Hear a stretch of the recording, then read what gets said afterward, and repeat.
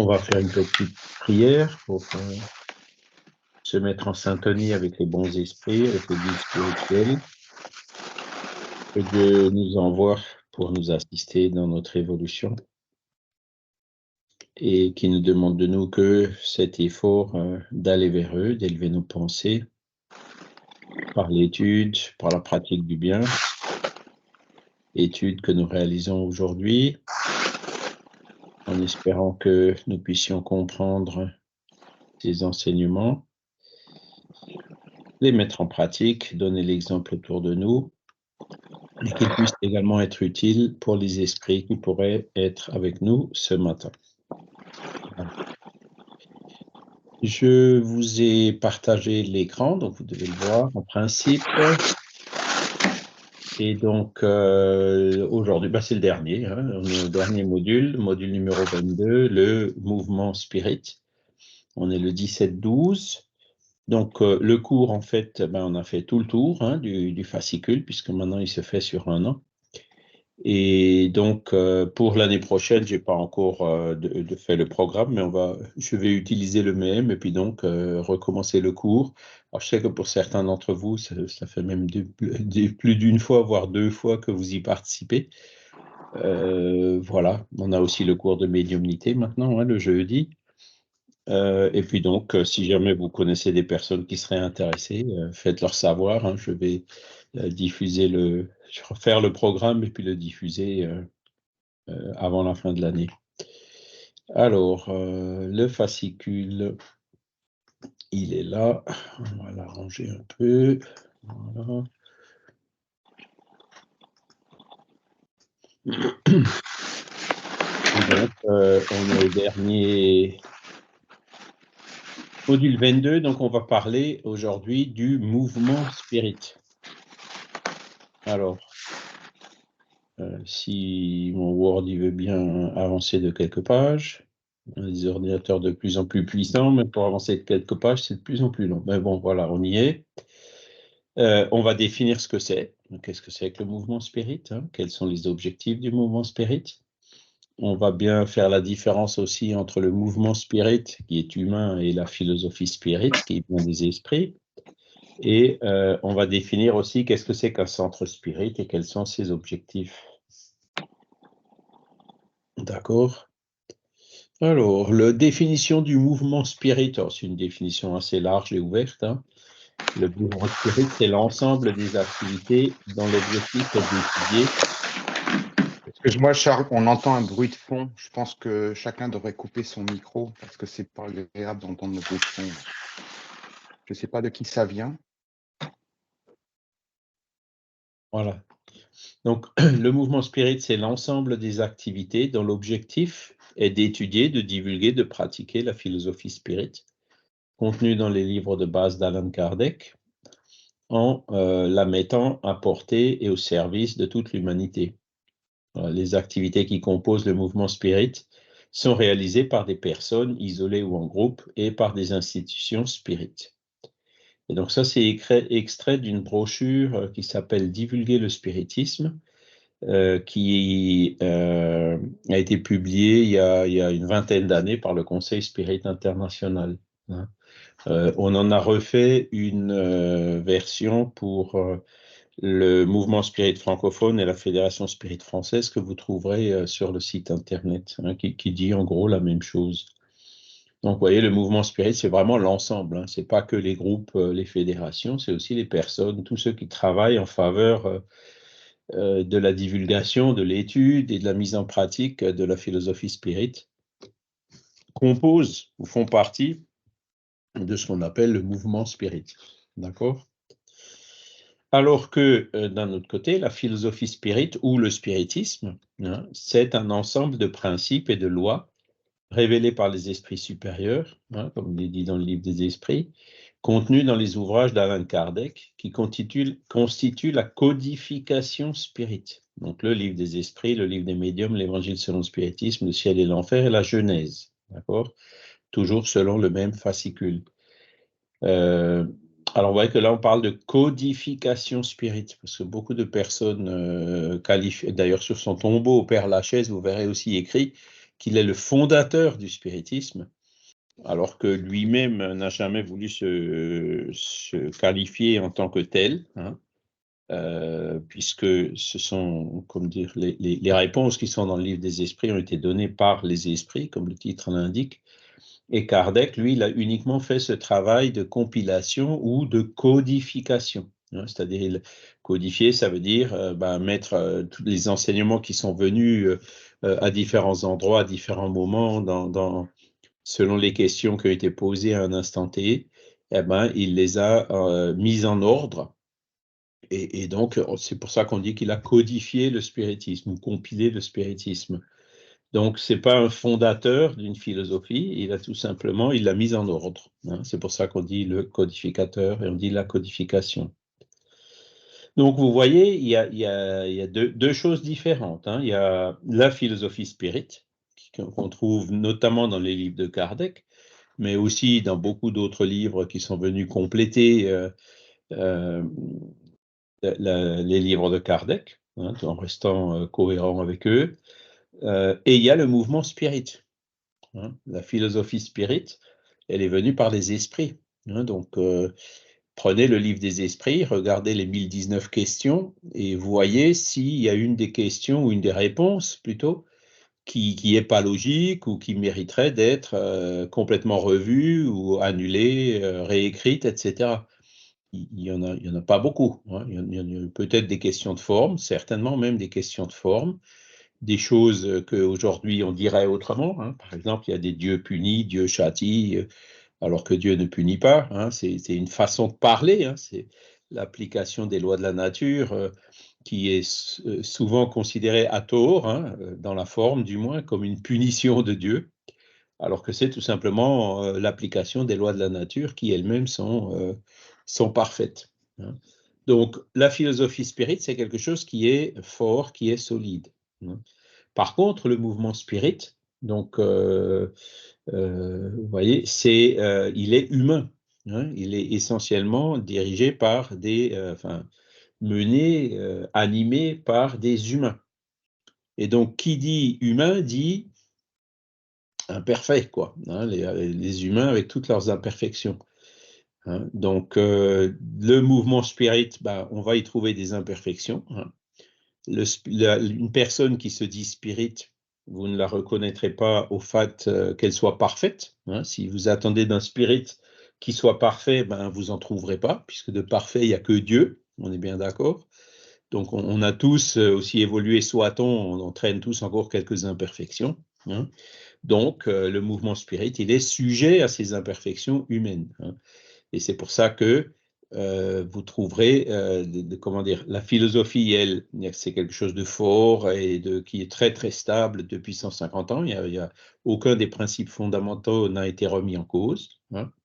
Alors que le mouvement spirit, il y a eu beaucoup d'erreurs de fait, il y a beaucoup de choses condamnables, il y a beaucoup de gens qui ont essayé d'imposer leur vue personnelle. Il y a eu beaucoup de divisions, il y a d'ailleurs toujours encore. Hein, je vous dis, en France, il y a 5 fédérations. Enfin, et bientôt, il n'y en aura plus que 4, hein, puisque la fédération française, elle va se dissoudre et rejoindre, tous les groupes vont rejoindre le mouvement spirit francophone. Hein. Au Brésil aussi, hein, vous avez au moins 5 fédérations, si pas plus. Il y en a un qui est plutôt du côté religieux, l'autre il est plutôt du côté scientifique, le troisième il est plutôt du côté évangélique et ainsi de suite. Hein. Donc avec chacun qui revendique une hégémonie, etc. Donc on retrouve dans le mouvement spirit les défauts humains, hein, qu'on retrouve aussi d'ailleurs dans les mouvements religieux en général. D'accord ? Et les spirites, vous les reconnaîtrez aux efforts qu'ils font pour dominer leurs mauvaises inclinaisons, leurs défauts. Hein. Un spirit, c'est pas quelqu'un qui a plus de défauts, hein, parce que dans ce cas-là, il n'y en aurait vraiment pas beaucoup, ou même pratiquement aucun. Mais on les reconnaît aux efforts qu'ils font pour essayer de devenir meilleurs. D'accord ? Donc ça, il faut l'avoir bien présent à l'esprit. Moi, je me souviens au début du spiritisme, hein, quand il y avait des dirigeants spirites qui étaient là dans une rencontre nationale, et puis l'un ou l'autre qui avait, comment dire, il disait des choses qui n'étaient pas toujours très, très heureuses, ou qui avaient des attitudes qui n'étaient peut-être pas 100% en ligne avec le contenu de la philosophie. Et je me souviens de personnes qui étaient là, venaient depuis peu de temps, et qui disaient, eh ben dis donc, 20 ans de spiritisme pour en arriver là, ça ne m'intéresse pas beaucoup. Hein.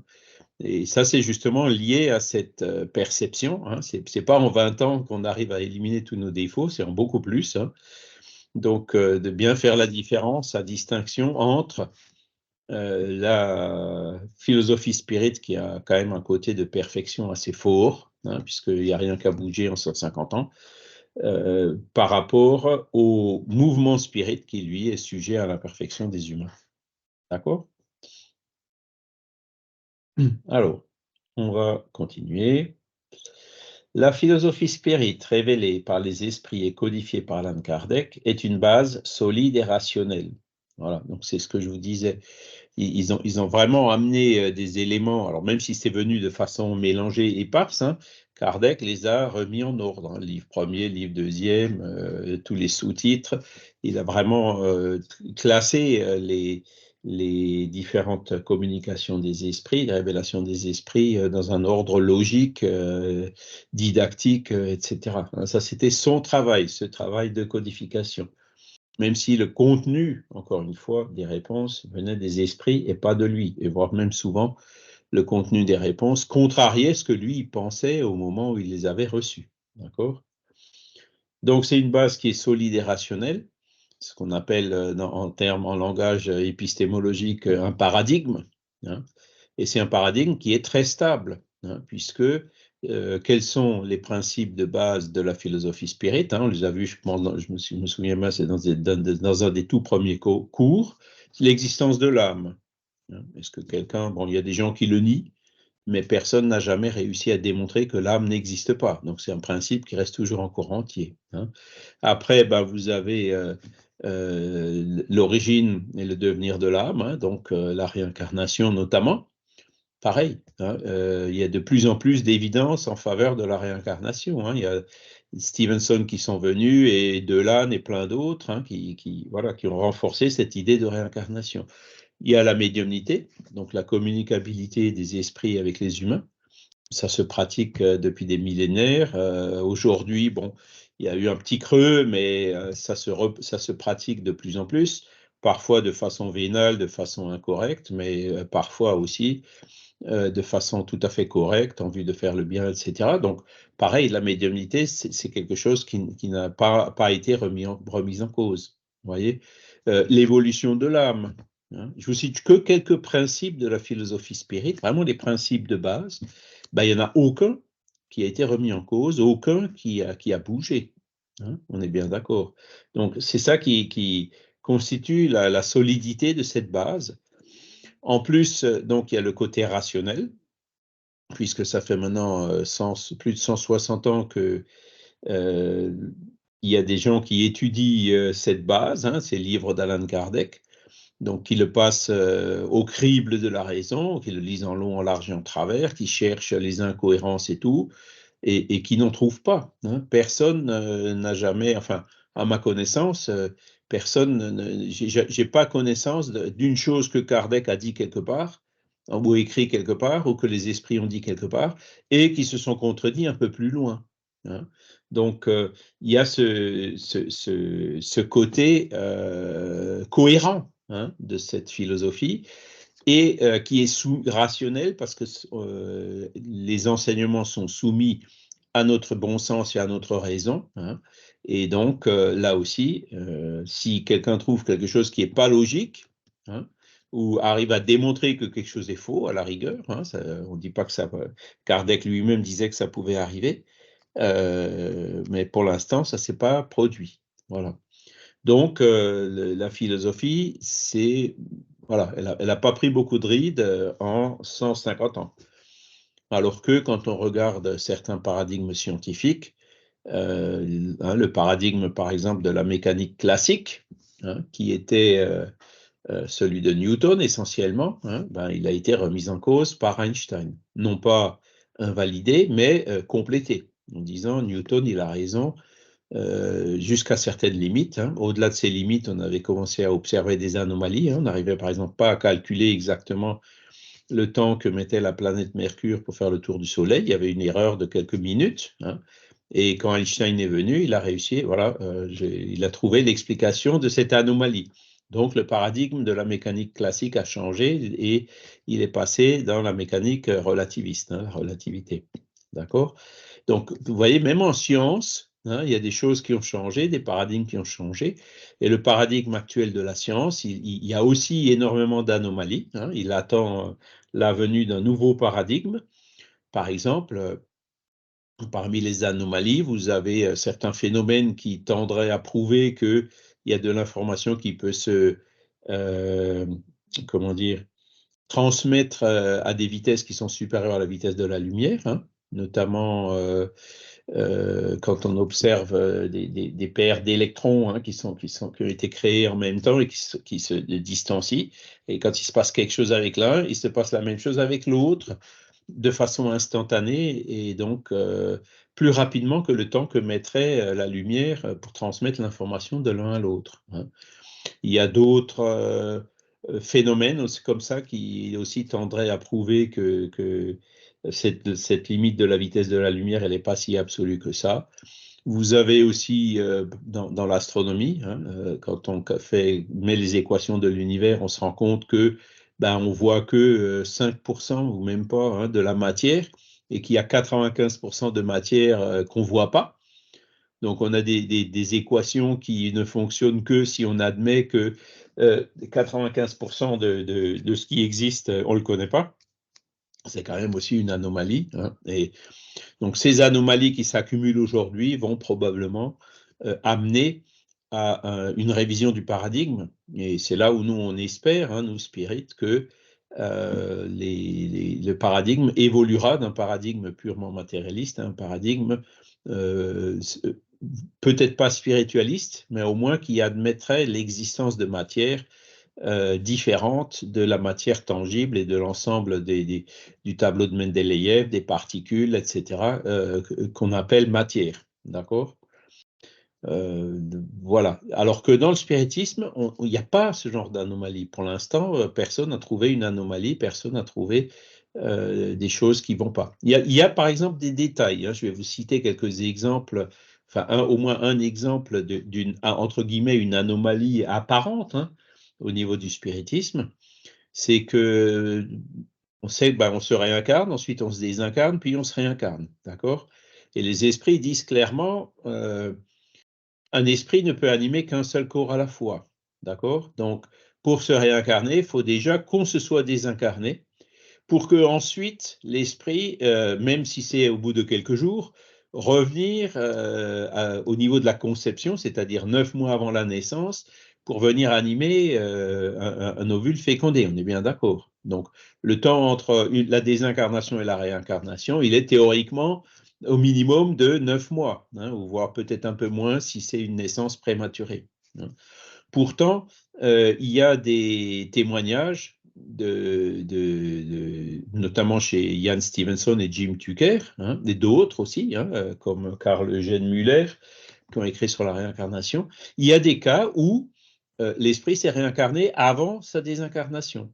Voyez. Donc ça, c'est, on pourrait appeler ça une anomalie. Moi, je dirais plutôt c'est un point qu'il faut éclaircir. D'accord? Comment est-ce que ça se fait que la personne se dit, voilà, moi j'ai été telle personne dans ma vie passée, raconte plein de détails de cette vie, et quand on regarde, mais cette personne avait effectivement existé, mais elle s'est désincarnée après que la personne qui raconte ça se soit réincarnée. D'accord? Donc ça voudrait dire que le temps entre la désincarnation et la réincarnation, non seulement est inférieur aux 9 mois qu'on a dit, mais en plus il est même négatif, quoi. C'est-à-dire que clairement, la personne s'est réincarnée avant de se désincarner. Se serait réincarnée. Donc ça fait partie de ces points qui restent encore à éclaircir. D'accord? Alors des points comme ça, il y en a beaucoup. Hein, il y en a quand même, notamment quand on prend les littératures d'André Louise et tout. Enfin, voilà, il y a pas mal de points qui demandent à être approfondis et disons, remis en question quelque part. Hein. Mais encore une fois, ce sont des points secondaires. Hein. Ça ne remet pas la réincarnation en cause, ça ne remet pas l'existence de l'esprit en cause, ça ne remet pas l'évolution de l'esprit en cause. Tous ces points fondamentaux, pour l'instant, il n'y a rien qu'à bouger. D'accord? Et pourtant, hein, ce sont des enseignements qui sont soumis à l'analyse critique de chacun, hein, qui ne sont pas imposés en tant que, ils ne sont pas gravés dans le marbre, hein, ce n'est pas des actes de foi. Hein, on est bien d'accord. Vous me suivez? Ça va? Si je suis trop compliqué, dites-le moi, hein, parce que des fois, dans ces sujets-là, j'ai parfois tendance à déraper un peu. Alors, malgré son caractère progressif et évolutif, donc le caractère progressif et évolutif de la philosophie spirit, Kardec l'a clairement affirmé dans le premier chapitre de la Genèse, hein, qui s'appelle Caractère de la révélation spirit, où il a écrit noir sur blanc, de façon très claire et très opportune, si un jour, hein, on arrive à démontrer que le spiritisme est faux sur un point, le spiritisme il va changer sur ce point et suivre la démonstration. D'accord? Donc le spiritisme n'est pas gravé dans le marbre, il a ce caractère progressif et évolutif. Il va évoluer avec l'évolution des connaissances, avec l'évolution de nos conceptions. D'accord? Ces questions de temps au niveau de la réincarnation et de la désincarnation, c'est peut-être lié à la complexité de la notion du temps. Voilà, on peut avancer plein de théories qui sont d'ailleurs en vogue par certains physiciens en ce moment, hein, notamment Philippe Guillemot. La relativité du temps, le fait que le futur influe sur le présent ou qu'il existe déjà. Voilà, il y a plein d'affirmations. Donc, il faut qu'on arrive à comprendre mieux cette notion du temps. Non seulement le temps linéaire qu'on a ici, qui suit les horloges, hein, mais ce temps qui a un sens beaucoup plus large dans le monde spirituel. Hein.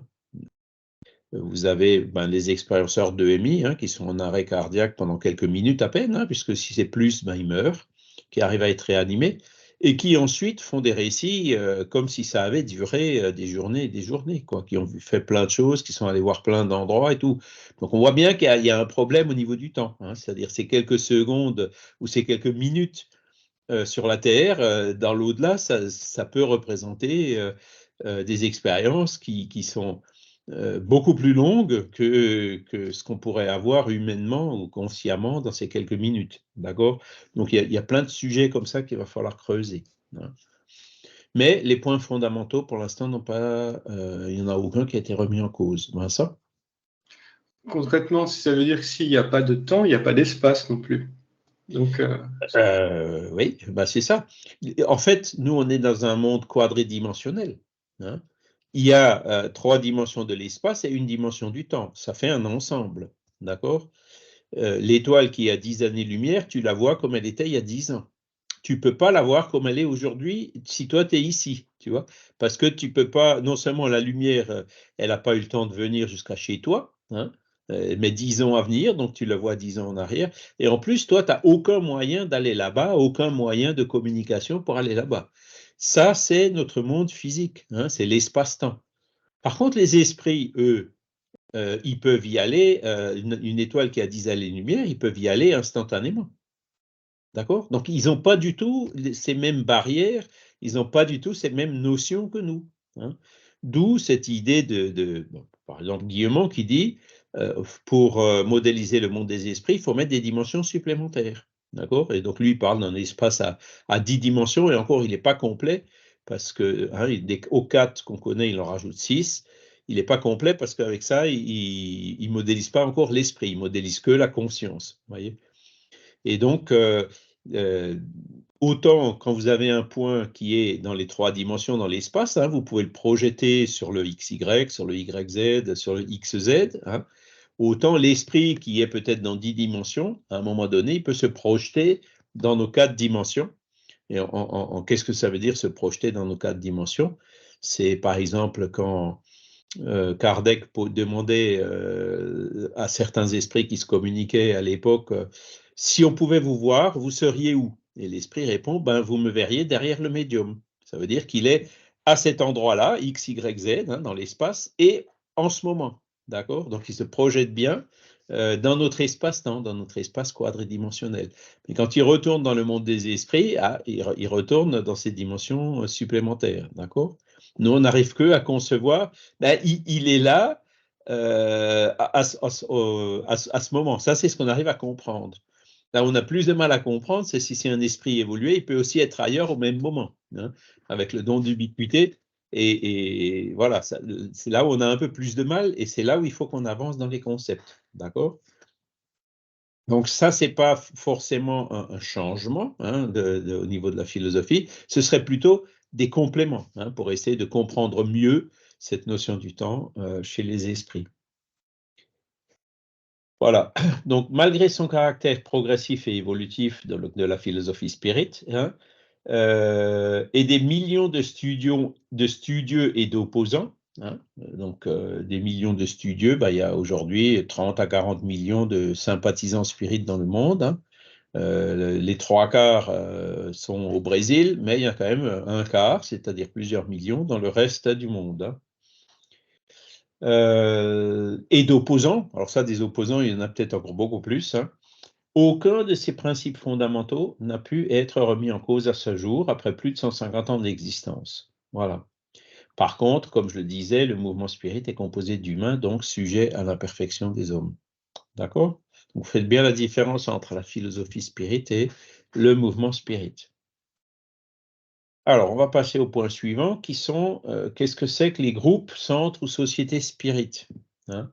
Donc, ce sont des noyaux d'études, de fraternité, de prière et de travail pratiqués selon les principes spirit. Vous voyez, études, c'est ce qu'on est en train de faire là. Fraternité, c'est ce qu'on fait dans l'entraide en général, ou par exemple les rencontres comme à Végimont ou autres, hein. De prière, hein, on fait des prières et des vibrations avant le cours, après le cours, etc.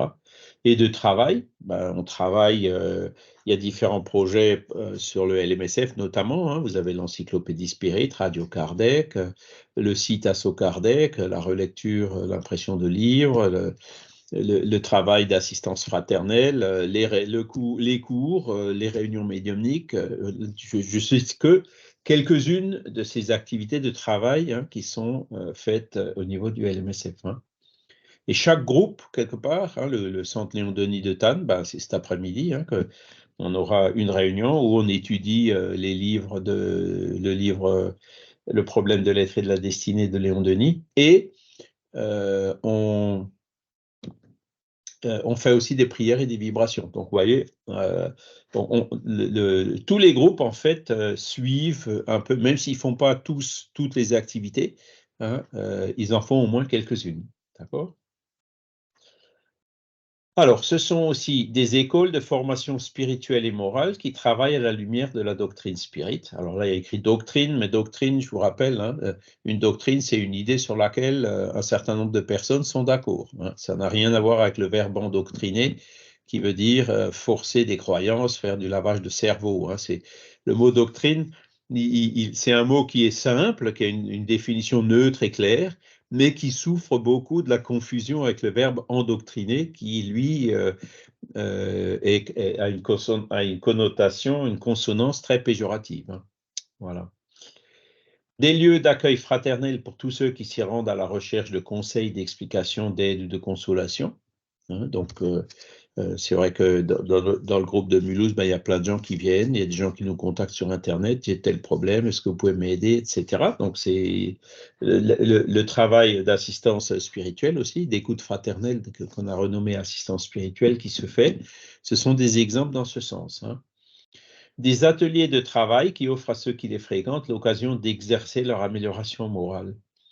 Voilà, donc on propose certaines activités. Alors au Brésil, évidemment, ils récoltent des aliments, ils vont les distribuer dans les bidonvilles. Il y a des activités qui sont peut-être, comment dire, plus tournées vers l'assistance sociale que chez nous, même si ça existe aussi, hein. Vous avez par exemple le groupe de Rambouillet, hein, qui fait des maraudes, hein, et le groupe de Tours aussi, qui font des maraudes, qui vont en hiver aller amener du thé, du café ou voire même apporter des aliments aux personnes qui sont nécessiteuses. Donc ça se fait aussi un peu en France.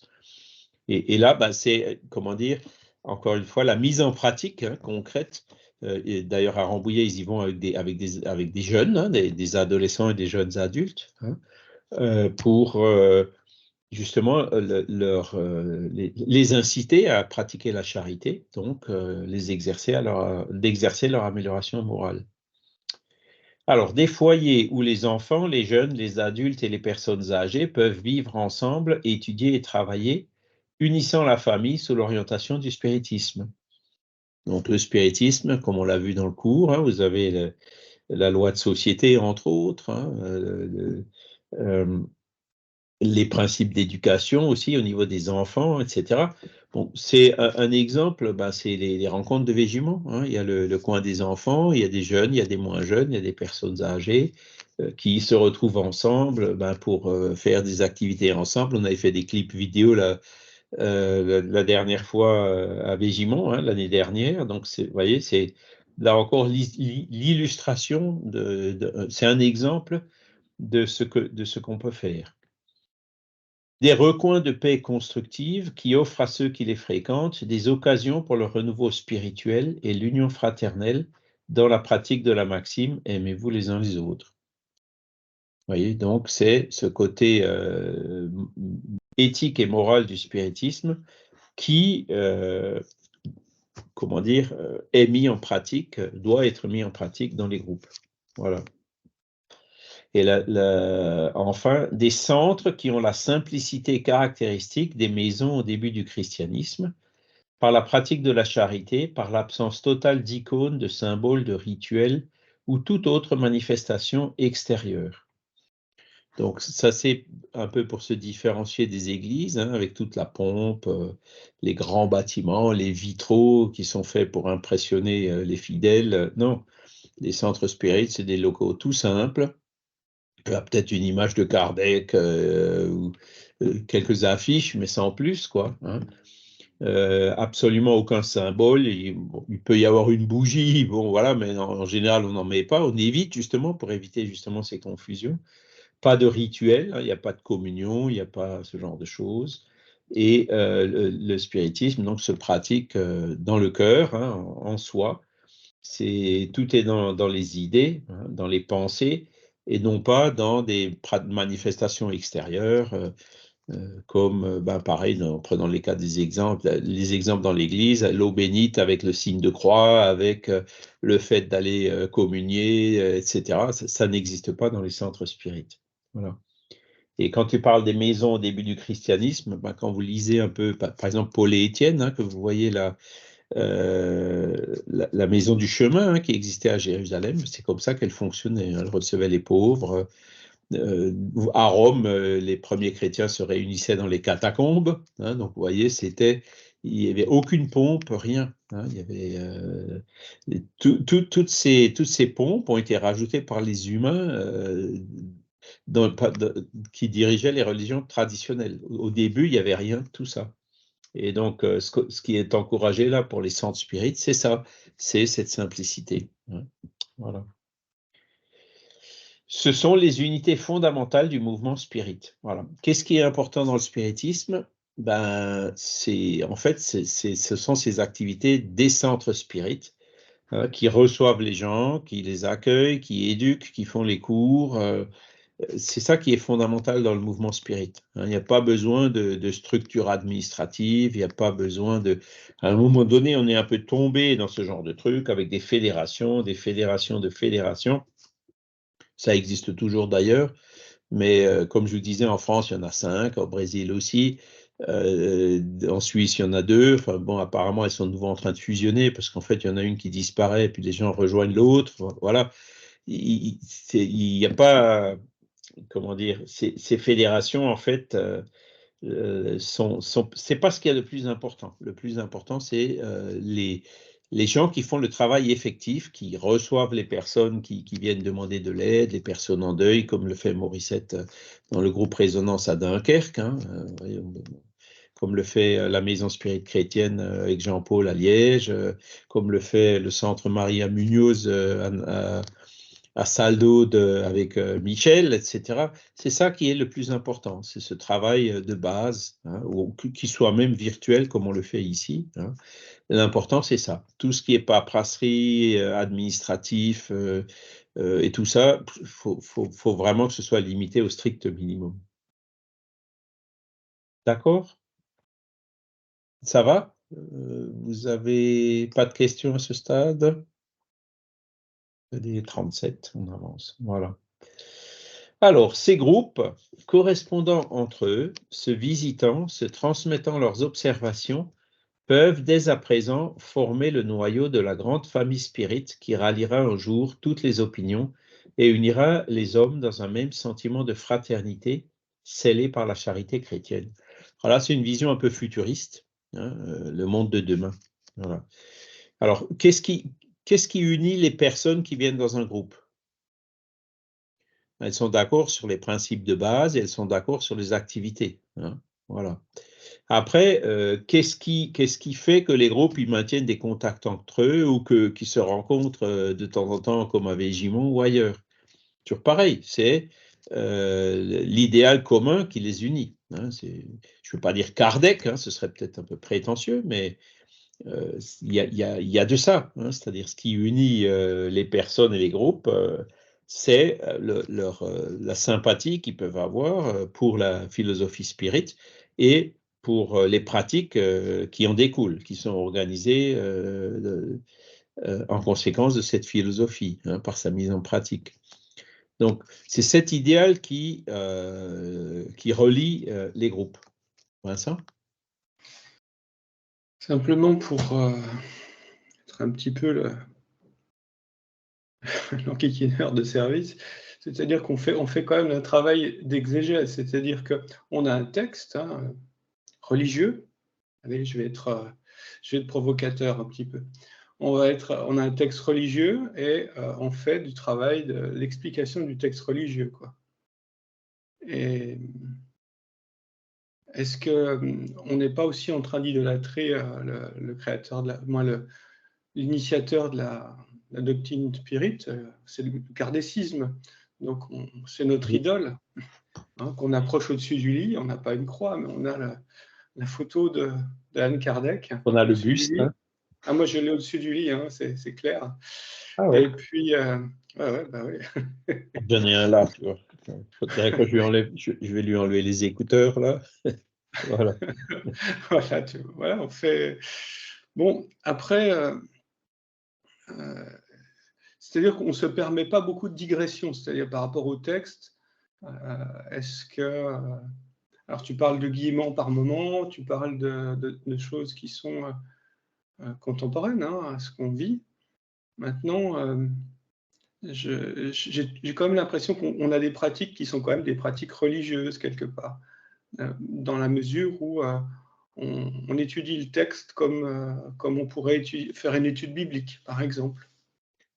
Alors, ce que tu dis, c'est vrai que tu fais un peu le parallèle entre le spiritisme et une admiration pour le codificateur et les religions, hein, qui se réunissent aussi autour de l'admiration du Christ ou de Mahomet ou d'une autre idole. D'accord? C'est vrai que à partir du moment où tu découvres quelque chose, tu découvres un auteur, voire même, ça existe aussi au niveau du football. Hein, il y a des gens qui se réunissent pour adorer un joueur de football remarquable. Voilà, ça existe partout. Hein, d'accord? Ça, en soi, le Pour le fait. Brésil, Maradona. Ouais, voilà, moi j'aurais dit Mbappé, mais bon, voilà. Pour être Maradona, il est déjà de l'autre côté. Bon, après, ça, c'est quelque chose de naturel. Hein, c'est la loi d'affinité qui joue.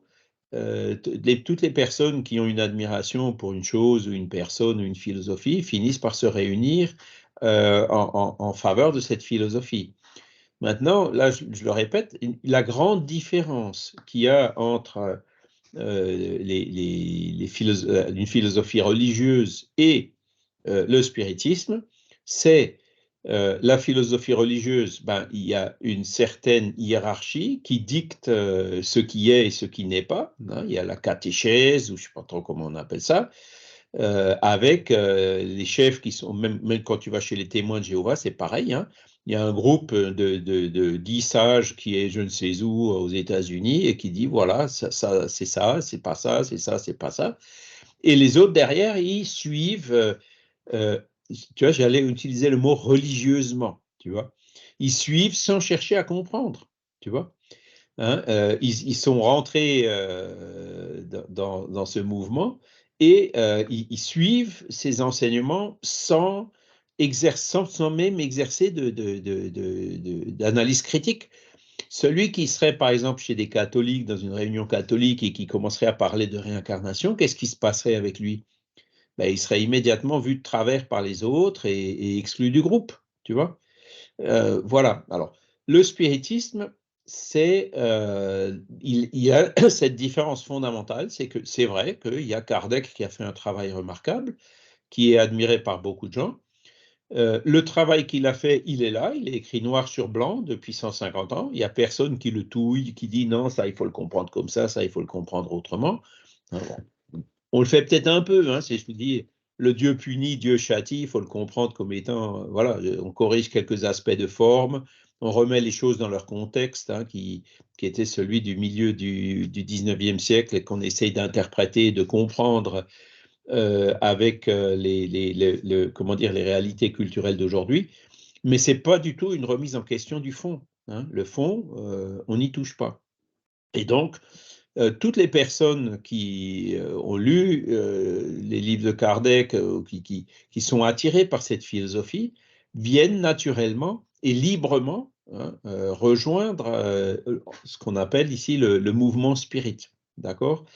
Mais ce qui est fondamental aussi dans le mouvement spirit, c'est on a une des lois morales, hein, qui est la loi de liberté. Les gens viennent, ils repartent, ils reviennent, etc. Hein.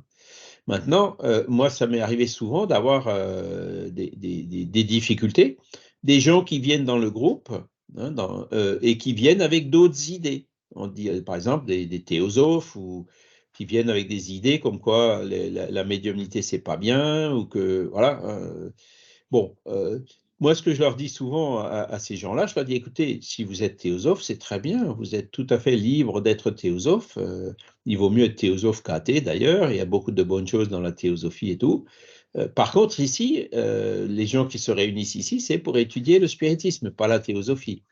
C'est un peu comme une personne qui rejoint un club de foot pour dire aux gens, écoutez, c'est pas du foot qu'il faut faire, c'est du basket. Ben, les gens vont lui dire gentiment, bah, écoute, si tu veux faire du basket, va dans un club de basket. Nous, ici, on voudrait faire du foot. Donc, viens pas nous embêter, à essayer de nous changer nos idées, et nous pousser à faire du basket. Tu vois? Et c'est ça qui... Alors, parfois, parce que il y a des gens comme ça qui viennent et qui insistent. Hein. Non, non, parce que le foot, c'est pas bien, le foot, c'est ci, le foot, c'est ça, il faut absolument faire du basket. Ben là, il faut gentiment mettre la personne dehors, tu vois ce que je veux dire, quoi.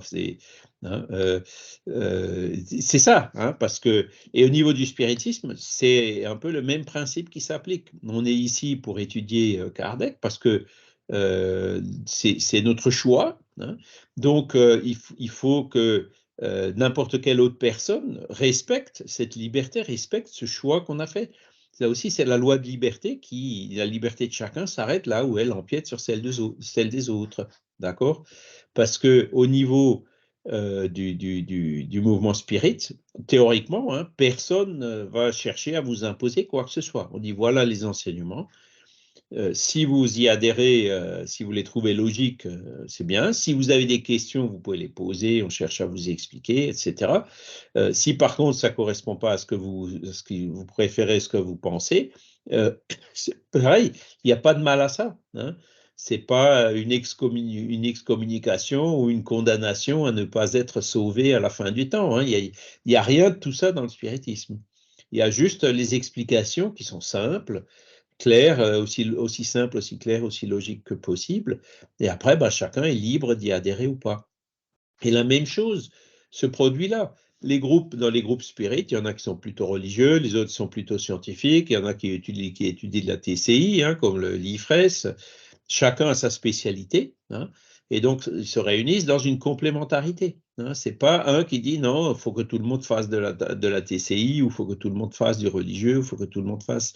Hein. Il y a ce respect de la liberté, qui est un des principes fondamentaux de la doctrine, qui fait partie aussi, qui doit faire partie du mouvement spirit. Et c'est pour ça aussi qu'il ne peut pas y avoir une hiérarchie dans le mouvement spirit.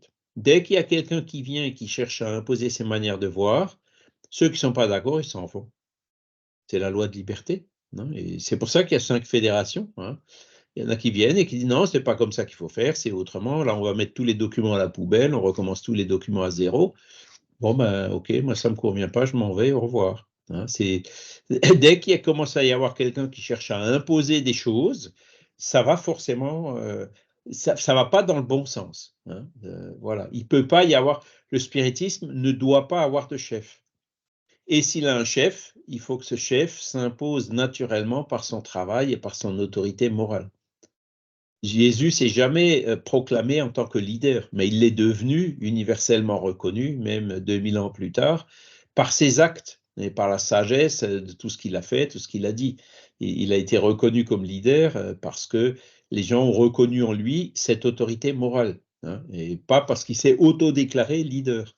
Et ce principe-là doit fonctionner aussi dans le spiritisme. C'est pour ça que les fédérations ne fonctionnent pas. Parce que les fédérations, il faut un président, il faut un comité, il faut ci, il faut ça. Et dès qu'il y a ça, hop, vous avez les ambitieux qui viennent, qui jouent des coudes pour y rentrer. Et une fois qu'ils sont là-haut, ils mettent le bazar et les groupes s'en vont. C'est exactement ce qui s'est passé au Conseil Spirit International. Hein. Vous avez plusieurs fédérations qui sont parties. Hein. Les Colombiens, les Argentins, les Anglais, les Belges ont démissionné parce que l'orientation ne leur convenait plus. Hein. Voilà. Et donc, ces structures hiérarchiques, verticales, auxquelles on est habitué, autant dans les mouvements religieux traditionnels que dans la société, hein, avec le chef qui dit et puis les autres qui exécutent, ce mouvement hiérarchique et vertical ne fonctionne pas dans le mouvement spirit. Hein, ce qu'il faut dans le mouvement spirit, c'est ce qu'on appelle une organisation horizontale. Tout le monde sur un pied d'égalité qui vient apporter une contribution à l'ensemble, de façon libre et volontaire. Voyez, et là, on a encore du mal à se défaire des habitudes qu'on a prises pendant des siècles où on était évêque, ce genre de choses, quoi. C'est pour ça que dans le mouvement spirit, on trouve encore ces biais et ces travers. Michel?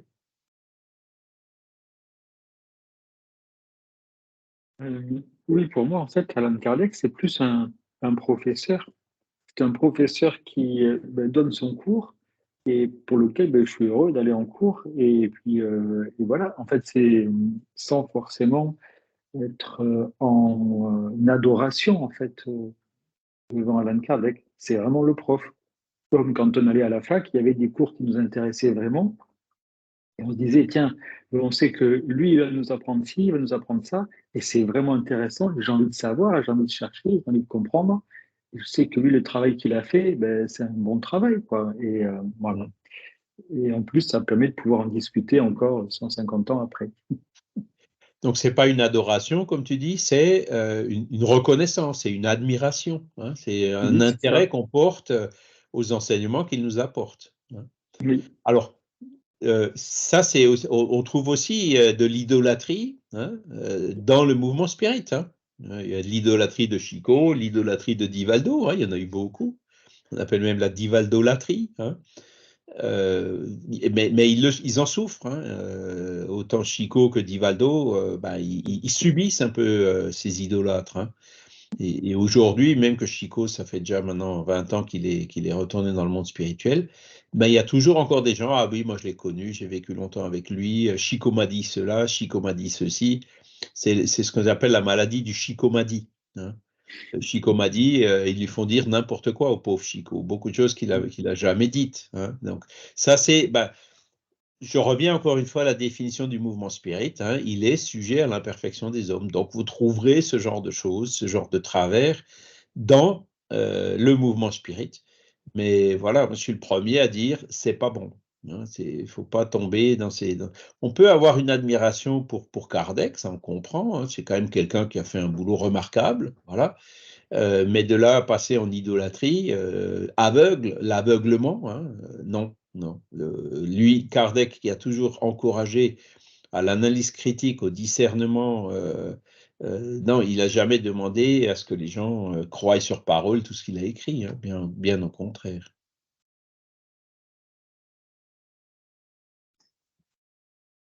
D'accord? Voilà. Et donc, ce qu'il faut, Kardec, en plus de ça, ben, il a aussi dit autre chose. Il a dit, c'est hors la charité, point de salut. Hein. Là, on parlait, il parle de la charité chrétienne, ou la charité selon la définition, le BIP, hein. Pardon, le BIP, je ne sais pas si Carla connaît, hein, c'est le bienveillance, indulgence, pardon. Hein. La question 886, c'est la définition de la charité.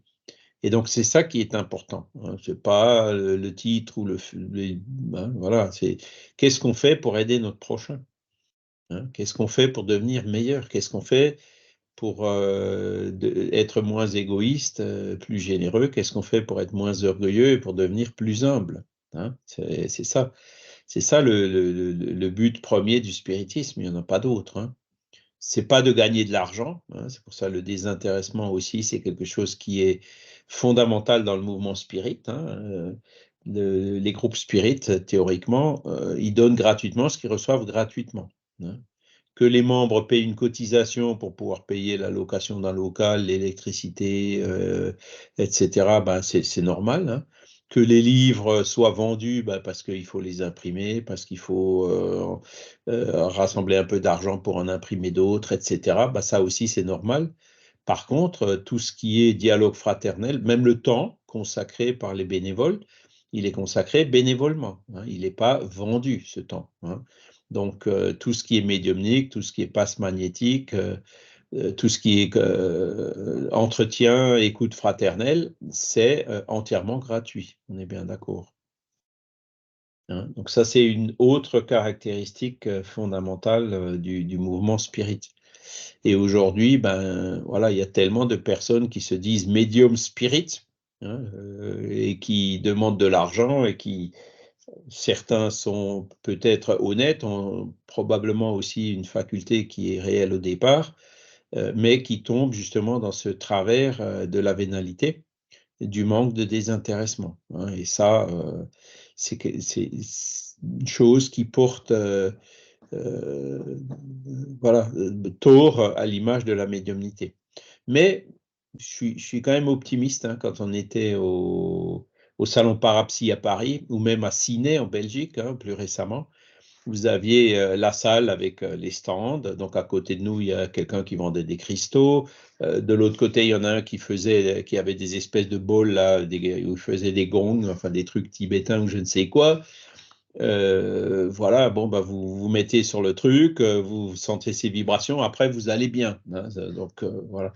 Même si derrière, le gars, il retourne au bistrot ou il regarde de nouveau des films porno ou je ne sais quoi. Hein. Bon, vous voyez, nous, Spirit, on n'est pas comme ça, hein, on ne promet pas de miracle. Hein.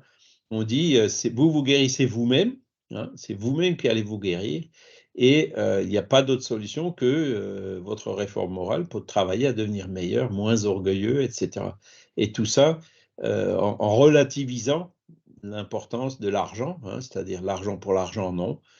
L'argent pour faire une cause utile, hein, pour acheter à manger, pour donner à manger à des pauvres, ce genre de choses, oui, mais pour s'en mettre plein les poches et pour aller dans le superflu, non. Voilà. Vincent? Alors, je vais être encore un peu provocateur pour Oui, oui, mais continuer. vas-y. Est-il nécessaire, alors utile ou indispensable, ou est-ce qu'il est indispensable d'être croyant, c'est-à-dire croire en Dieu et en Jésus pour être spirit? Est-ce qu'il est nécessaire d'être croyant? Moi, je te poserai une question en retour. Est-ce que tu crois que la Terre et la Lune s'attirent? Ça dépend si elle s'aime beaucoup, oui. Oui, enfin bon, voilà. La Lune Bon, tourne, il y a la force d'après Einstein, il centripète y aurait une qui... déformation de l'espace-temps qui ferait que, voilà, Ouais, qui même attire une pas. planète. Voilà, au Après, niveau de la Lune, je pense que la mécanique classique, hein, suffit. Hein. Vous avez la force centrifuge liée à la rotation qui Newton, compense la force d'attraction entre les deux. Voilà. Donc, Newton ou est-ce que c'est une question de croyance? Non, c'est quelque chose que tu as compris. Tu oui, vois? mais alors je vais plus loin. Alors, est-ce que tout ce qu'on comprend pas, c'est Dieu? Tout ce qu'on ne comprend pas, c'est Dieu. Alors, non, non, ouais, enfin, Ah Dieu, oui. il a créé tout ce qui existe dans la nature. Auparavant, on croyait, pardon, on croyait que les orages, c'était divin, quoi, que les orages, C'est c'était ça, parce qu'on a été méchants et qu'il y a des orages. c'est ça. On sait que maintenant, c'est les orages, c'est pas parce qu'on a été méchants. Hein. Voilà, Euh, voilà. On a réussi voilà. à trouver l'explication. Donc, Mais il y a des choses qu'on ne comprend pas. Est-ce que tout ce qu'on ne comprend pas, c'est Dieu? c'est trop réducteur de dire ça comme ça. Tout ce qu'on ne comprend pas aujourd'hui, on le comprendra peut-être demain. D'accord? Tout comme les orages, on ne les comprenait pas il y a quelque temps, on les comprend aujourd'hui. Et toutes les connaissances évoluent comme ça au fur et à mesure de l'évolution de nos capacités de compréhension, de l'évolution de nos modèles. D'accord? Mais par contre, ce qu'on comprend aussi, c'est que cette nécessité d'une cause première. Hein. Si on remet pas en enfin, si la loi de causalité continue à être admise, tout est fait à une cause, hein, tout est fait intelligent à une cause intelligente, ben on arrive de proche en proche, un raisonnement qu'on appelle par récurrence en mathématiques, à la nécessité d'une cause première, et c'est cette cause première qu'on appelle Dieu. Donc voilà, ça c'est une question, c'est un raisonnement, hein, je parle exprès de raisonnement par récurrence, c'est un raisonnement qui est mathématique. D'accord? La limite, quand l'abscisse tend vers l'infini de telle fonction, ça donne telle chose. Hein. On parle bien de l'infini en mathématiques. Et Dieu, c'est justement l'infini. Hein. Donc, qu'est-ce que c'est exactement que Dieu? Ben, ça, on ne le sait pas. Donc, le spiritisme, dans les enseignements spirites, tu verras à plusieurs endroits, soit Kardec dire, soit les esprits dire, écoutez, nous-mêmes, on ne le sait pas, donc on ne peut pas vous l'expliquer. Ou alors, ça, c'est des choses que vous n'avez pas encore les moyens de comprendre, qui viendront plus tard, hein, à plusieurs endroits. Le spiritisme ne répond pas à toutes les questions. Hein. Il a cette humilité pour reconnaître qu'il y a des choses qu'on n'a pas encore les moyens de comprendre aujourd'hui. Mais ça ne veut pas dire qu'on n'aura pas les moyens de les comprendre demain. On encourage quand même les recherches dans ce sens, mais pas les spéculations et pas non plus à chercher à dire, est-ce qu'on ne comprend pas, c'est comme ça et puis on vous l'impose, tu vois? Non. Les explications qui sont données par les esprits, donc des fois ils disent on ne peut pas vous le dire, on ne sait pas. Par exemple, l'origine de l'esprit humain, hein, comment est-ce qu'un esprit de chien se transforme en esprit humain? On ne sait pas. On ne sait pas. On sait par contre que l'esprit humain, il a été créé simple et ignorant, c'est-à-dire sans science. Hein. Mais la transition entre l'esprit de l'animal domestique évolué, etc., ou du cheval ou de l'éléphant ou je ne sais quoi, et l'humain, on ne sait pas. Et il y a des gens qui disent, alors c'est là où il y a des spéculations qui se font. Il y en a qui disent, oui, maintenant mon chien il est prêt, dans la prochaine vie il va se réincarner en humain. Tu vois, ça déjà ça va trop loin. Ça on est déjà dans la spéculation là, parce qu'il n'y a rien qui prouve que c'est vraiment comme ça. Et c'est probablement pas comme ça. Quand vous lisez l'évolution animique de Gabriel Delanne, vous voyez que lui, il rentre justement dans ce genre de sujet d'une façon très rationnelle et il est loin de faire ce genre d'affirmation. Qui soit dit entre passants, Kardec était pas loin de la faire, hein, parce que dans les textes qu'on a retrouvés dans ses papiers, il y en a où il disait, ben, le Grisou, le petit chat que j'aimais bien à la Villa Ségur, là, qui était sur mes genoux, il est prêt pour l'humanité. Il a fait ce genre d'affirmation. Il aurait fait ce genre de... Il les a pas publiés parce que, voilà, mais ça a été publié par après. Ça, c'est le problème des œuvres posthumes. Hein. Est-ce que Kardec aurait voulu qu'on publie ça? Pas forcément. Hein. Ça, avec le recul qu'il a aujourd'hui, il se rend compte que c'était faux. Hein. Donc voilà, il y a des sujets qu'on ne connaît pas bien sur lesquels il y a des hypothèses, il y a des spéculations qui se font, mais il ne faut pas rentrer dans les spéculations. Il faut dire, bon, ben voilà, on a hypothèse A, B, C, on ne sait pas encore laquelle est valide, c'est peut-être une autre hypothèse qui va venir plus tard et qui permettra d'expliquer certains détails qui ne sont pas encore expliqués aujourd'hui. Stéphane? Moi, la question de Vincent, je la poserais même un peu différemment, en fait. Ce serait plutôt de se dire quels seraient les éléments de l'idée de Dieu ou les éléments de l'idée de Jésus qui seraient nécessaires de comprendre pour être spirit. Parce que finalement, qu'on le veuille ou pas, quand on pose la question l'idée de Dieu ou l'idée de Jésus, on a des préconçus qui sont des héritages judéo-chrétiens. C'est ça. Donc je pense que en fait c'est une question qui est complexe. Je pense que c'est pas nécessaire de toute façon comprendre Dieu, comprendre Jésus et de quelle idée justement on veut comprendre pour ces deux esprits, ces puissances supérieures. C'est complexe, Ouais. Mais je pense que tout n'est pas nécessaire à comprendre. De toute façon, on n'en a pas les moyens. Mais on a des moyens, comme par exemple, le spiritisme dit clairement que Jésus n'est pas Dieu. D'accord? Quand vous dites ça à un catholique, il va être offusqué, hein, ça va le choquer. Non, Jésus, c'est Dieu. Hein. Et le spirit, il dit, non, Jésus, c'est un esprit très évolué. Hein. Et d'ailleurs, il y a des discussions là-dessus, hein, quand vous allez dans des forums, quelles sont les différentes hypothèses de Jésus. Et parmi ces hypothèses, il y a justement celle des spirites qui dit, c'est un esprit qui est très évolué, donc qui est, comme l'évolution se fait vers Dieu, donc il est beaucoup plus proche de Dieu que nous, hein, et que nous, dans notre petitesse, hein, on confond ce qui est très grand avec l'infini. Donc on confond Jésus qui est très élevé avec l'infini. Voilà, c'est un manque de, comment dire, les personnes qui n'ont pas encore la capacité de faire la différence entre ce qui est très grand et l'infini, qui le confondent, c'est tout à fait normal et naturel. Maintenant, le spiritisme, il fait déjà ce pas-là. Il dit, il ne faut pas confondre ce qui est très grand avec ce qui est infini. Jésus n'est pas Dieu. Par contre, quand Jésus disait « j'accomplis la volonté de mon Père », c'est vrai que comme il est très élevé, son comportement, ses actions, ses paroles, etc., sont beaucoup plus proches de Dieu, hein, que celles qu'on peut voir parmi des humains ordinaires. Hein. Donc, c'est la manière de dire qu'il accomplit la volonté de Dieu. Oui, il l'a vraiment accompli. Hein. Donc, tu vois, là, c'est plus une question de croyance, on est déjà dans les explications. Hein. Alors que chez les catholiques, tu as le dogme de la Trinité, le Père, le Fils et le Saint-Esprit, qui sont une seule et même chose. Alors que le spiritisme casse déjà ça au niveau de Jésus, qui n'est pas Dieu, et il le casse aussi au niveau du Saint-Esprit, puisque le Saint-Esprit, c'est quoi? Si on prend le Saint-Esprit qui est descendu sur les apôtres pendant la Pentecôte, ben, ce sont des esprits évolués, hein, qui sont peut-être de l'équipe de Jésus, hein, Jésus lui-même était là-bas, mais qui ne sont pas Dieu non plus. D'accord? Donc, par rapport à ces notions, à ces dogmes catholiques, le spiritisme a quand même introduit cette dose de raisonnement qui l'encourage toujours. Cela dit, comprendre la nature intrinsèque de Dieu, on ne sait pas. C'est quelque chose qui nous échappe. Michel?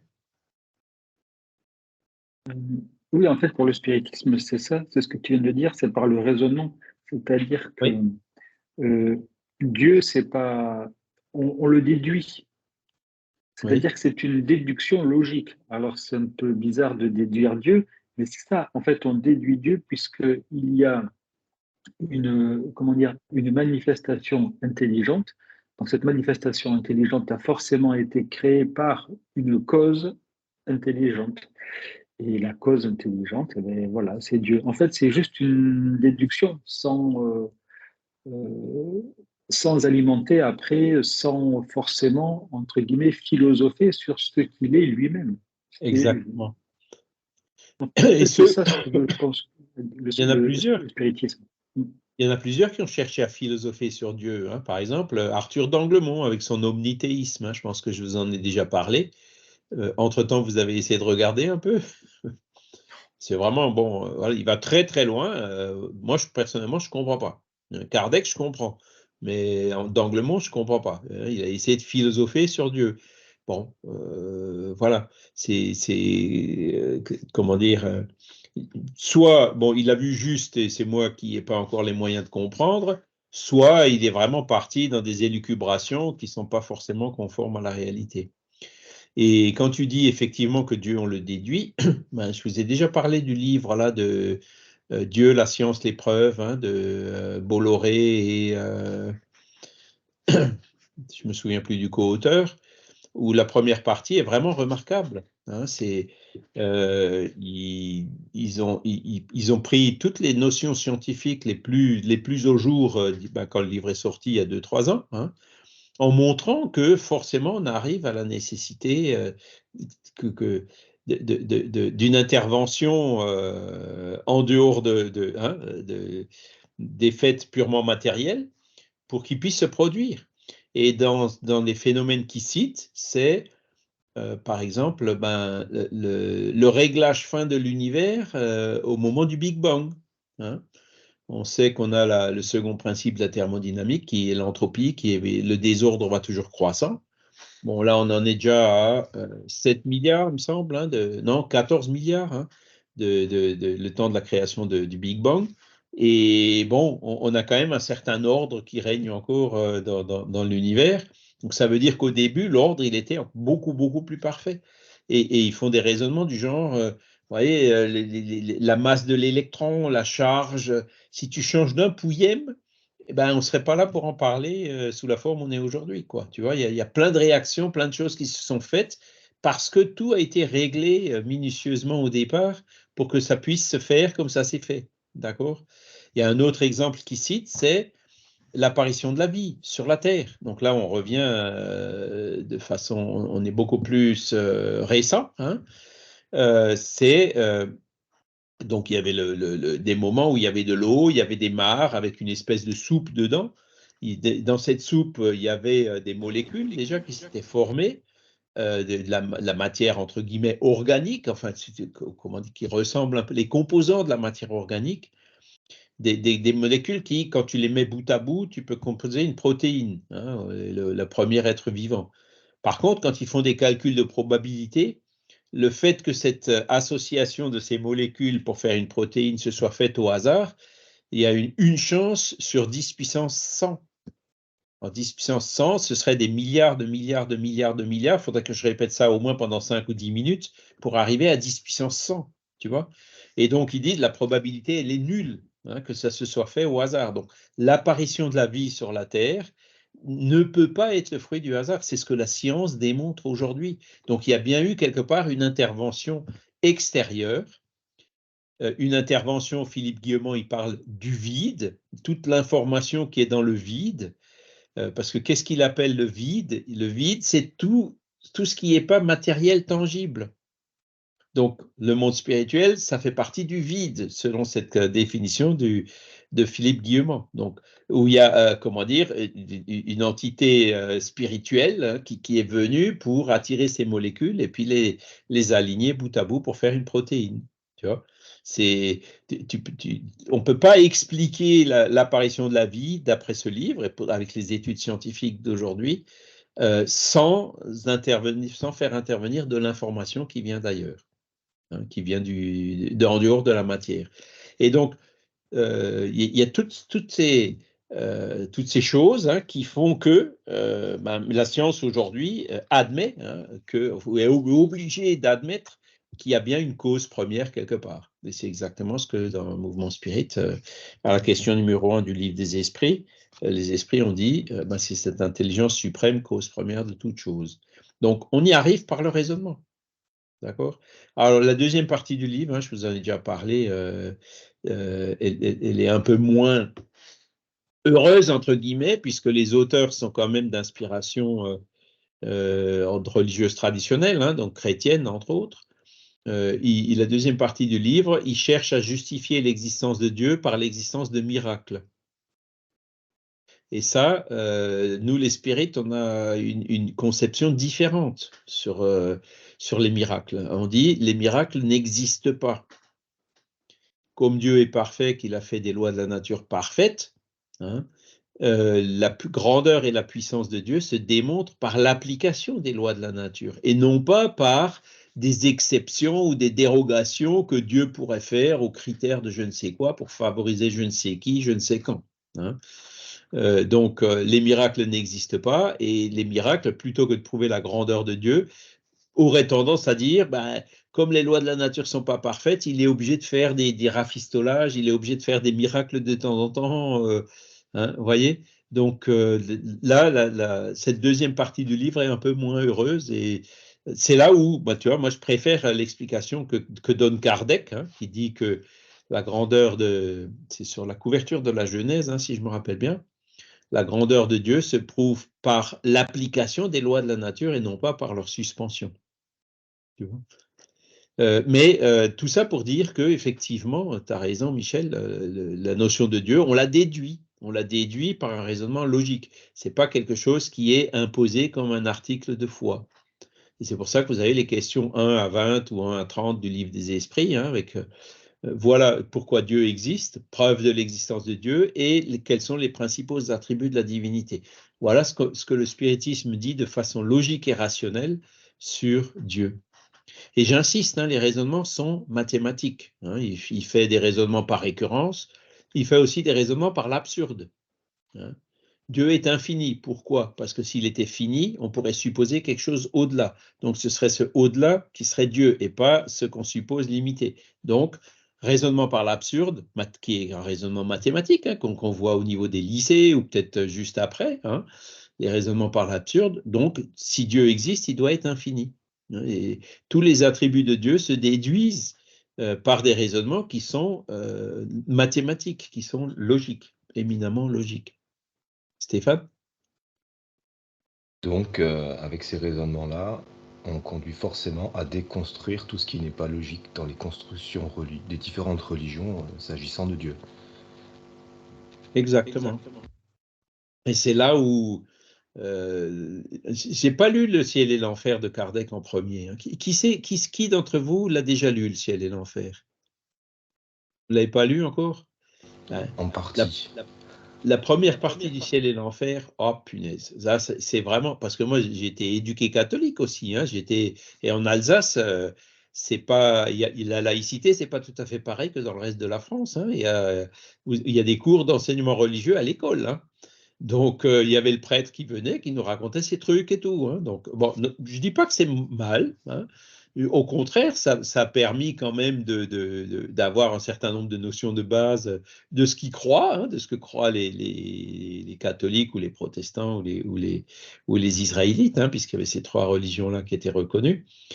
Mais voilà, j'ai été formaté un peu par ça. Ben, quand j'ai lu la première partie du ciel et l'enfer, c'est vraiment dirigé vers des gens. Moi, je l'ai vraiment pris pour moi, quoi. Hein, c'était qu'est-ce qui fait sens et qu'est-ce qui fait pas sens dans tout ce qu'on t'a raconté quand tu étais petit. Hein. Le diable, l'ange déchu, l'enfer, le ciel. Il remet vraiment de l'ordre avec des arguments, avec la force du raisonnement dans toutes ces notions-là. Et ça, c'est quelque chose qui, comme tu dis, Stéphane, hein, pour déconstruire toutes ces affirmations dogmatiques, ce livre-là, surtout dans sa première partie, il est vraiment remarquable. Et d'ailleurs, dans les documents qu'on a trouvés là en 2018, hein, j'en ai déjà parlé, hein, une communication d'un esprit, enfin d'un médium qui était somnambule, qui s'appelait Monsieur Morin. Et quand Kardec demande quelle est l'acceptation du ciel et l'enfer, il me dit ah oui, oui, le ciel et l'enfer, tu croiras pas, mais un bon tiers des livres qui ont été vendus, ils ont été achetés par des jésuites. Et les jésuites se sont unis pour essayer de le contrer par des arguments et ils s'arrachent les cheveux parce qu'ils n'y arrivent pas. Et tu les as vraiment pris, comment dire, dans la logique et tout. Et à part de dire que c'est l'enfer, on met le Dieu à l'index, c'est le diable qui l'a inspiré et tout, ils n'ont vraiment aucun argument logique et rationnel pour aller démonter les raisonnements que tu as fait dans ce livre. Et j'ai vraiment trouvé ça remarquable. Bon, la deuxième partie du livre, elle est très bien aussi. Hein, c'est tous ces exemples de bons esprits, esprits moyens, esprits criminels, esprits suicidés, etc. Donc, c'est les témoignages directs, pour ainsi dire, hein, des esprits qui viennent nous raconter ce qu'ils sont devenus en fonction de ce qu'ils ont fait. Et là aussi, ça a un très, très grand pouvoir pour dire, punaise, il s'est suicidé, il s'est retrouvé dans une situation comme ça, ben, vous y réfléchissez à 10 fois avant de penser au suicide. Hein. Donc, c'est l'autre avantage du ciel et l'enfer. Moi, je dis c'est un des meilleurs livres. Hein. C'est dommage que ce soit un peu le moins lu. C'est peut-être le titre qui rebute un peu, mais le livre est vraiment excellent. Michel? Je ne me souviens plus combien de temps il a fallu pour que l'Église reconnaisse que ce soit la Terre qui tourne autour du Soleil et pas le Soleil qui tourne autour de la Terre, comme Galilée avait exprimé cette idée-là. Je ne sais plus combien de temps il a fallu, mais il a fallu quelque temps quand même. Je Et pense, ouais, il a- Galilée, c'était quoi, en 1600, en 1500? Et ils l'ont oui, reconnu qu'en en 1800, en 1900, hein, ça a mis plusieurs siècles. et oui. Donc il va aussi falloir du temps peut-être pour reconnaître cette, comment dire, cette logique naturelle en fait et divine, parce que ben, c'est sûr que ça bouleverse tellement de choses quand on arrive à faire de Dieu quelque chose de... Alors, je ne veux pas dire qu'on peut atteindre tout par la logique, bien sûr, mais à partir du moment où ça ne tombe plus sous le sens logique, ben, c'est sûr que ça ne peut pas être d'origine divine. Voilà, à mon avis. Ouais, je pense que tu as tout à fait raison. Ouais. Vincent? Alors, je vais poser la question d'une autre manière. Peut-on être athée quand on fait du spiritisme? On peut, ouais. Tout dépend de cette conception d'athéisme. Parce que on ne demande pas à tous les spirites d'avoir tout compris. Sinon, il n'y en aurait pas, c'est toujours pareil. Tu vois? Les spirites qui viennent et qui étudient, ben, il y a des choses qu'ils comprennent plus ou moins, quoi. Tu vois? Par contre, après, quand tu dis quand il est athée, il dit non, Dieu n'existe pas, il n'y a pas de cause première, etc. Donc là, il est vraiment en opposition avec un des points fondamentaux qu'il a lu, il l'a vu, il a étudié et il dit malgré ça, je ne suis pas d'accord. Là, ben, c'est encore une fois, Kardec a écrit le spiritisme ne dit pas d'abord, croyez d'abord et vous comprendrez ensuite si vous le pourrez. Il dit comprenez d'abord et vous croirez ensuite si vous le voulez. Donc même avec la compréhension, il laisse libre de croire et de ne pas croire.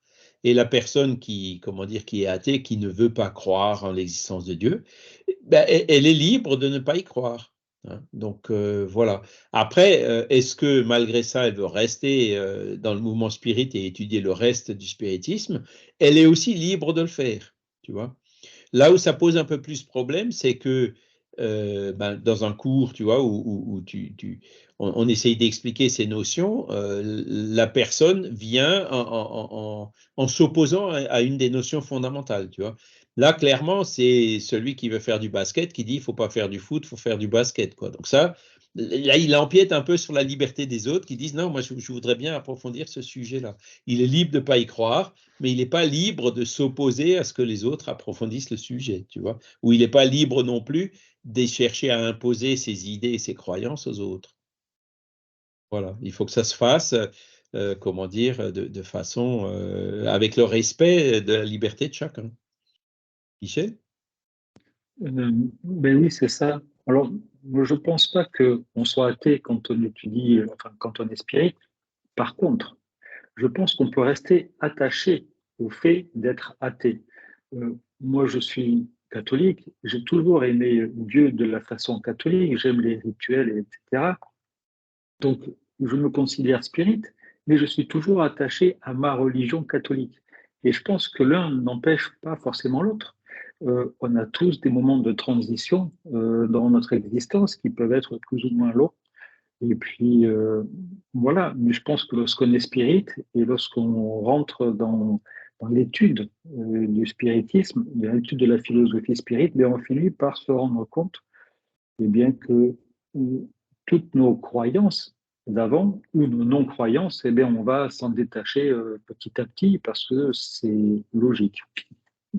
C'est tout à fait ça. C'est-à-dire, le spirit qui va à l'église le dimanche, il n'y a aucun souci. Ou même s'il va à la synagogue ou dans la mosquée ou ailleurs, il est libre. Le spiritisme ne lui demande pas d'abandonner sa croyance ou sa religion d'origine, tu vois, pas du tout. Hein, il est libre de le faire. Par contre, moi je suis un peu comme toi, hein, j'ai aussi commencé catholique, mais aujourd'hui, quand je vais à l'église, quand j'écoute le credo, enfin, je l'écoute pas, ça rentre par une oreille, ça sort par l'autre. Clairement, je respecte, hein, je comprends, je sais d'où ça vient, mais je suis totalement conscient que ce qu'il raconte, que je crois en l'Église catholique romaine, le Vatican, le pape, etc. Je dis, ben, non, c'est là où ils sont dans l'illusion ou dans l'erreur, tu vois. Mais ça n'empêche pas j'aime bien aller dans les églises, il y a des bonnes vibrations, il y a beaucoup de gens qui prient, j'aime bien aller prier là-bas, alors de préférence en dehors de la messe, évidemment, hein, mais quand mes frangines organisent une messe pour la mémoire de mes parents décédés, ben j'y vais, tu vois. Je ne prends pas l'hostie quand même non plus. Hein. Même à la limite, ça ne me dérangerait pas d'aller la prendre, de manger un petit bout de pain, tu vois, mais je le prendrais vraiment comme ça. Hein. Sans le corps du Christ et le sang du Christ, voilà. Bon, mais quand j'y vais, autant ces choses-là, ben, ça me paraît un peu des choses, des enfantillages quelque part, quoi. Autant j'admire quand même de regarder les gens, la foi qu'ils ont, le bien qu'ils font, les sourires, ils se serrent la main, il y a le petit pot aussi à la fin tu vois, avec cette ambiance, je dis, ben ça c'est bien, ils sont quand même sur la bonne voie, que tu le veuilles ou pas, tu vois. Oui, mais je pense Faut que le tout ça, ce respecter. sont des supports dont se servent les esprits pour aider chaque personne. Et moi, je pense que si quelqu'un a besoin de prendre l'hostie, mais pourquoi l'esprit? Nous, on se sert de l'eau. Par exemple, il y a beaucoup de spirites qui mettent un verre d'eau pour avoir de l'eau fluidifiée, je ne sais pas comment on dit, et puis L'eau la boire bénite, quoi. ensuite. Oui, eh bien, pourquoi les esprits ne se serviraient pas de l'hostie aussi pour profiter de ce moment-là, où ils Ouais. savent que la personne sera dans le recueillement, eh bien, pour pouvoir l'aider aussi. Moi, je pense que en fait, chaque personne a besoin de s'investir spirituellement, celle qui fait, en tout cas, d'une certaine façon. Mais ça fait partie de notre chemin. Et là aussi, peut-être qu'en évoluant, ben, on abandonnera ces pratiques-là et puis qu'on en aura d'autres plus tard. Mais je pense que notre évolution, c'est ça, c'est pas une photo, c'est comme un film. Donc, eh bien, aujourd'hui, ouais, j'ai besoin de prendre l'hostie, très bien. Peut-être que mon guide va faire quelque chose dans l'hostie pour justement me permettre de. Alors, c'est Chico qui décrivait les hosties comme de belles fleurs, enfin, c'était dans Pigafogo, je crois. Et parfois. Donc, mais pourquoi pas? Mais la personne a besoin de ça aujourd'hui. Bon, et bien plus tard, elle comprendra qu'en fin de compte, ça l'a aidé, mais que maintenant, elle n'en a plus besoin et donc elle peut aller vers autre chose. Moi, c'est plus Exactement. comme ça que je le conçois. Exactement. Mais je partage tout à fait ton opinion. Hein. C'est tout à fait ça. Et ma mère me disait toujours, je suis né catholique, je vais mourir catholique. Et elle est morte catholique. Hein. Mais elle adorait les livres de Chico Xavier et elle croyait en la réincarnation, tu vois. Mais elle était catholique, tu vois. C'est une personne qui ne voulait pas, ou elle avait peut-être pas l'envie, ou elle avait peut-être pas la capacité de faire le raisonnement que fait le spirit. Hein. Et donc, elle avait trouvé dans l'Église catholique des prêtres, des curés de confiance qui lui disaient ce qu'il fallait qu'elle croie, ce qu'il fallait qu'elle ne croie pas, etc. Et donc, elle, ça la satisfaisait, quoi. Aujourd'hui, on voit un peu la limite de ce genre de choses, hein, parce que des prêtres de confiance ou des imams de confiance, voilà, ils ne sont pas tous. Hein, et on peut très bien, ou même avec les mouvements sectaires et autres, on voit que cette confiance, elle s'étiole quand même pas mal, quoi. Hein. D'où cette nécessité qui nous pousse de petit à petit à ce changement de dire Dieu m'a donné le bon sens et la raison, c'est il faut que je m'en serve. Hein, il faut que j'exerce ce discernement par moi-même. Stéphane?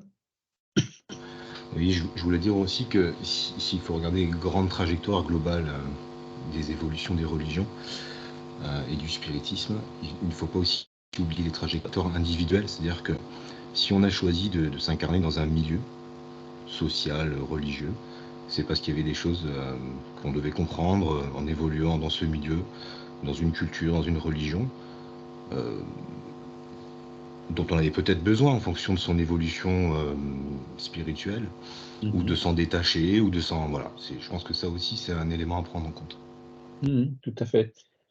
Et ce mouvement sectaire, en fait, c'est quelque chose de très intéressant. Hein. Moi, je vois des gens qui pourtant très intelligents, hein, des polytechniciens ou autres, hein, qui tombent dans des mouvements sectaires, quoi. Il y en a.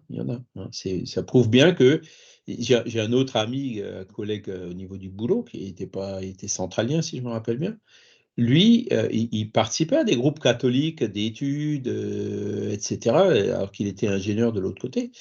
Et moi, je lui demandais, je lui dis, mais dans ces groupes, est-ce que tu utilises ton intelligence d'ingénieur dans ces raisonnements-là? Ah, non. L'intelligence, c'est une chose, les écrits, c'est autre chose. Hein. Donc, il y avait, et je lui dis, mais pourquoi tu te mets, c'est comme si tu te mets un mur dans le cerveau, tu t'interdis d'utiliser ton intelligence pour examiner ces questions spirituelles, quoi. Et c'est là où c'était quelqu'un de très bien par ailleurs. Hein, donc voilà, l'essentiel c'est ça, c'est que c'est quelqu'un de très bien. Mais lui, hein, bien qu'il soit ingénieur, il refusait d'utiliser sa logique d'ingénieur dans les questions de foi. Et il y en a beaucoup comme ça. Hein, alors que le spirit, il fait justement ce pas qui est de dire, Dieu m'a donné le bon sens et la raison, c'est pour les utiliser dans tous les domaines. Je ne vois pas pourquoi, dans la foi, je ne devrais pas les utiliser, je devrais croire sur parole ce que me raconte le pape ou je ne sais qui. Hein. Et donc, voilà, sans rejeter pour autant, hein, en comprenant que tout ça, toutes ces choses-là se font de façon progressive. Voilà, c'est le chemin que j'ai choisi de suivre, c'est celui-ci.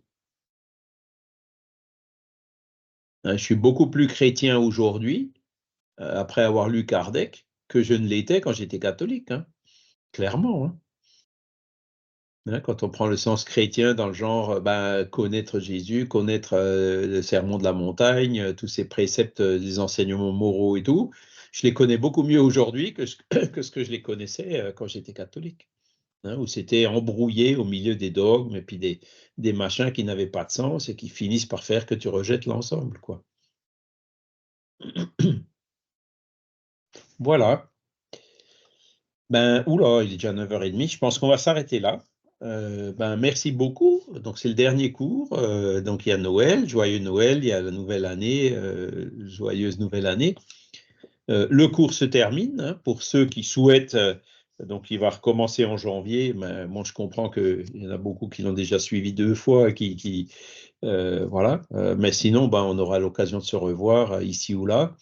Notamment à Végimont. Végimont, les inscriptions vont bientôt s'ouvrir. Hein, donc, si vous voulez venir, n'hésitez pas. Ce sera le week-end du 12-13 mai par là. Hein. Les inscriptions seront ouvertes théoriquement la semaine prochaine ou dans 2 semaines pour pouvoir y aller. Et donc, ce sera un plaisir de pouvoir vous rencontrer.